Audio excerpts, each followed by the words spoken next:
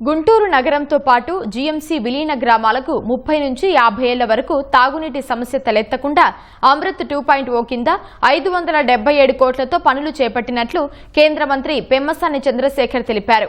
గుంటూరు నగరంలోని గోరంట్లలో అమృత్ 2.0 పైలాన్ను ఎంపీ భాష్యం రామకృష్ణ, ఎమ్మెల్యేలు బూర్ల రామాంజనేయులు, గల్లా మాధవి, నజీర్ అహ్మద్తో కలిసి పెమ్మసాని ఆవిష్కరించారు.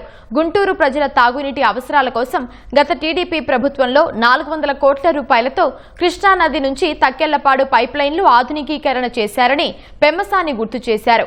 వైసీపీ 5 ఏళ్ల పాలనలో కనీసం 5 కోట్లు కూడా ఖర్చు చేయలేదని మండిపడ్డారు. భవిష్యత్ అవసరాల కోసం తక్కెళ్లపాడులో 50 MLD నీటి సామర్థ్యంతో మరో రిజర్వాయర్ కడుతున్నామని పెమ్మసాని తెలిపారు.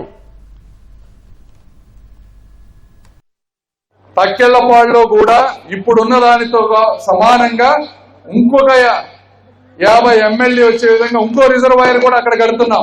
అదెందుకు కడుతున్నాము అంటే ఆ చుట్టుపక్కల ప్రాంతంలో కలిసేటువంటి గ్రామాలు ఏటుకూరు, బుడంపాడు ఇలా ఆ గ్రామాలకు కూడా అడిషనల్ గా నీళ్లు కావాలంటే ఇప్పుడు ఉన్నటువంటి సామర్థ్యం సరిపోదు కాబట్టి అక్కడ కూడా ఒక 50 MLD రిజర్వాయర్ కడతా ఉన్నాం.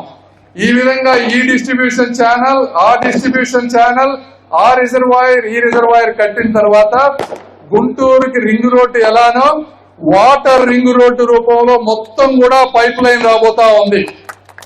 ఈ రింగ్ రోడ్డు పైప్ లైన్ ద్వారా విలీన 10 గ్రామాలకే కాకుండా ఆ రింగ్ రోడ్డు నుంచి ఏ గ్రామానికైనా అక్కడి నుంచి చిన్న పైప్ వేసుకుంటే ఇప్పుడున్నటువంటి సామర్థ్యం ద్వారా ప్రతి గ్రామానికి వచ్చే 30, 40, 50 సంవత్సరాల్లో ప్రతి పేదవాడికి స్వచ్ఛమైనటువంటి నీరు ఎంత కావాలంటే అంత ప్రతి ఇంటికి ఇచ్చేటువంటి కార్యక్రమమే ఈ రోజు మనం చేసుకున్నటువంటి 550 కోట్ల రూపాయల కార్యక్రమం.